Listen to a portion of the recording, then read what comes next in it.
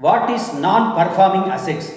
நான் performing assets அப்படிங்கிறது NBA அப்படின்னு சொல்லுவோம். பேங்க்கில் லோனை வாங்கிட்டு அந்த லோனை கொடுக்காம இருந்தால் அது பேங்க்கை பொறுத்த வரைக்கும் அது என்பிஏ ஆகிடும். அது எப்போ ஆகும்? ஒரு உதாரணத்துக்கு நீங்கள் பேங்க் லோன் வாங்கியிருக்கீங்க, வெஹிக்கிள் லோன் வாங்கியிருக்கீங்க, ஹவுஸ் லோன் வாங்கியிருக்கீங்க, 3 இன்ஸ்டால்மெண்ட்டு கண்டினியூஸாக நீங்கள் கட்டலை அப்படின்னா பேங்க் பாயிண்ட் ஆஃப் வியூவில் அது வந்து என்பிஏ ஆகிடும். இந்த என்பிஏல 3 விதமாக இருக்குது.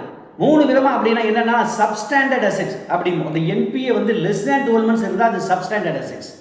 இந்த என்பிஏ மோர் தேன் 12 months இருந்தால் அது வந்து அதை டவுட்ஃபுல் டெப்ட்ஸ், ஐ மீன் டவுட்ஃபுல் அசெட்ஸ் அப்படின்னு சொல்லலாம். இன்னொன்று நீங்கள் பார்த்தீங்க அப்படின்னா லாஸ் அசெட்ஸ்.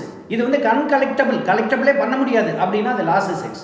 சரி, இதுக்கு என்னென்னலாம் ரெமெடி இருக்குது அப்படின்னு நீங்கள் பார்த்தீங்கன்னா சர்ஃபைசி அப்படின்னு 2002 ஒரு ஆக்ட் பாஸ் பண்ணாங்க. அது பிரகாரம் என்ன பண்ணாங்க, இந்த லெண்டிங் கம்பெனி என்ன பண்ணலாம், இந்த ரீபேமெண்ட் வரல அப்படின்னு சொன்னால் அந்த அசெட்டை சீஸ் பண்ணிக்கலாம். நம்பர் 1. நம்பர் 2ல அசெட் ரீகன்ஸ்ட்ரக்ஷன் கம்பெனிக்கு இந்த என்பிஏ நீங்கள் சேல் பண்ணிட்டீங்கன்னா அவங்க பார்த்து கலெக்ஷன் பண்ணிடுவாங்க.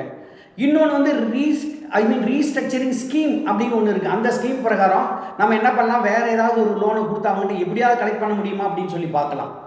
இன்னொன்று வந்து இந்த இதில் வந்து ஸ்ட்ரிக்டாக இந்த நாம்ஸை வந்து நீங்கள் ஃபாலோ பண்ணலாம். இப்படிலாம் இருந்தால் தான் நாங்கள் லோன் கொடுப்போம் அப்படின்னு பண்ணிங்கன்னா இந்த என்பிஏ வராமல் போகிறதுக்கு உண்டான வாய்ப்புகள் உண்டு.